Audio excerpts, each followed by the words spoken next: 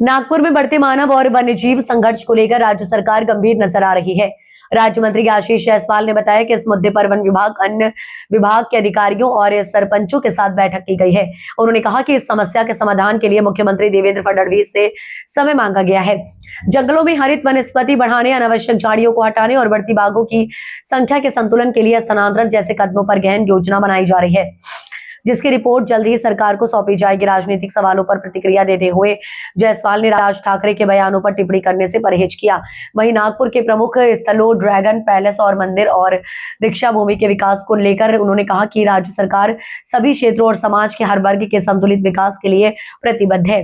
खासकर विदर्भ के जिलों के लिए सकारात्मक पहल की जा रही है। ईडी की कार्यवाही अंजलि दमानिया के ट्वीट और आदिवासी मुद्दों पर बोलते हुए जायसवाल ने कहा कि जांच प्रक्रिया के आधार पर ही कार्रवाई होती है और अंतिम रिपोर्ट के बाद ही सच्चाई सामने आती है। उन्होंने चेतावनी दी है कि कुछ विघटनकारी ताकतें और तथाकथित अर्बन नक्सल आदिवासी समाज को गुमराह करने की कोशिश कर रहे हैं, जिन पर सख्त कार्रवाई की जाएगी। साथ ही उन्होंने स्पष्ट किया कि किसी के साथ फोटो होने का मतलब ये नहीं कि वह व्यक्ति किसी गलत गतिविधि में शामिल है। मागे सब प्रोविजन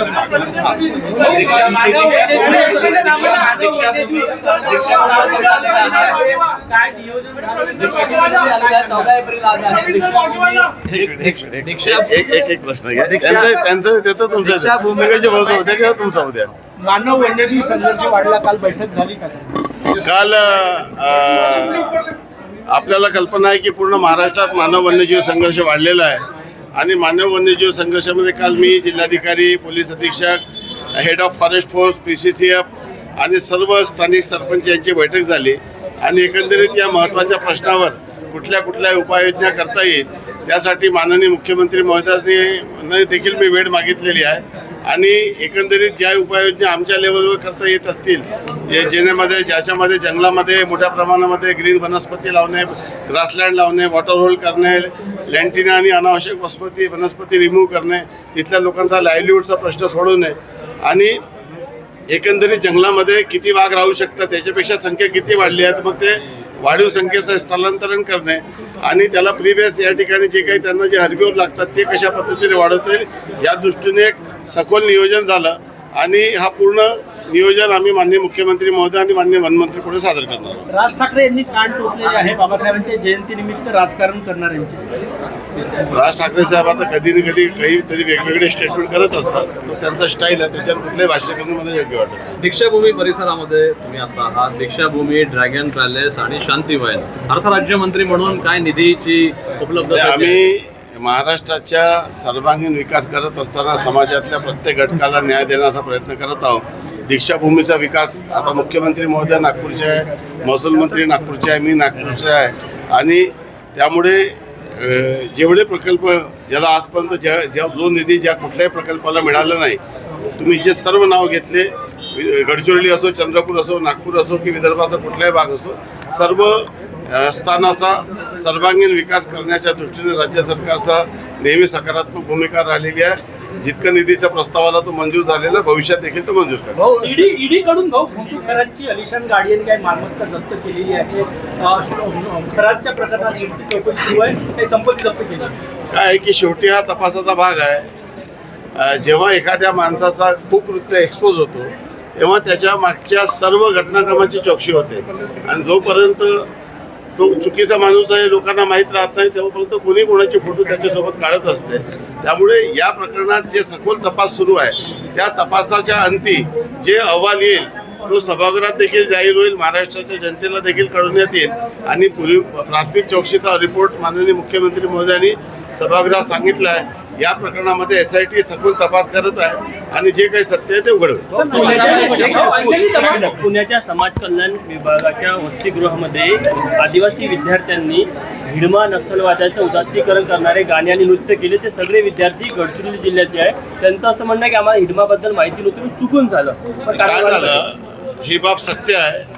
मी या माध्यमातून आपल्या चॅनलच्या माध्यमातून महाराष्ट्रातील समस्त आदिवासी बांधवांना देखील सांगू इच्छितो की काही समाजातील विघातक शक्ती जे फ्रंटल ऑर्गनायझेशन आहे, ज्यांना आपण अर्बन नक्षलिझम अशा पद्धतीची उपाधी दिलेली आहे, हे लोक आदिवासी लोकांचे माथे फिरवून त्यांना नक्षल मुवमेंटसाठी, अराजकता पसरवण्यासाठी आणि सरकारच्या विरोधात, कुठल्याही सरकारच्या विरोधात, व्यवस्थेच्या विरोधात, न्यायालयीन व्यवस्थेच्या विरोधात त्यांचे माथे भडकवून त्यांचा पोल्यूट करण्याचा प्रयत्न करत आहे.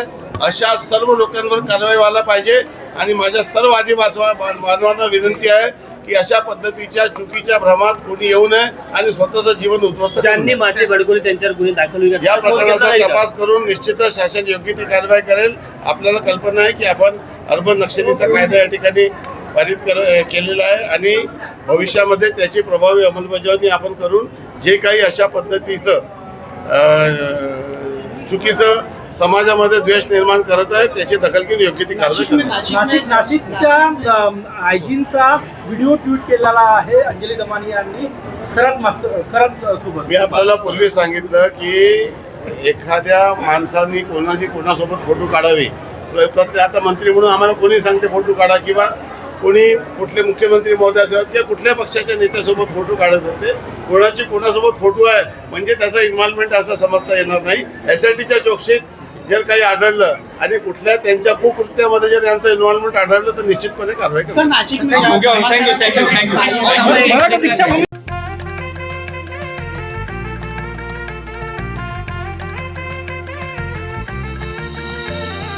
माना पानाचा नात्या गोत्याचा पसारा लई बाई वाढला. रुसवा नको ग बाई कुणाचा मोठ्यानी उतारा काढला. लगीन घाई सुचून देई खरेदीने पणा काढला. खरेदीला वरसी धीने उत्साह नवा आणला. बांधला बसका बांधला, बांधला बसका बांधला, बांधला बसका बांधला, बांधला बसका बांधला. कमी किमतीत आणि क्वालिटी सोबत बरं का. आहे तर शक्य आहे.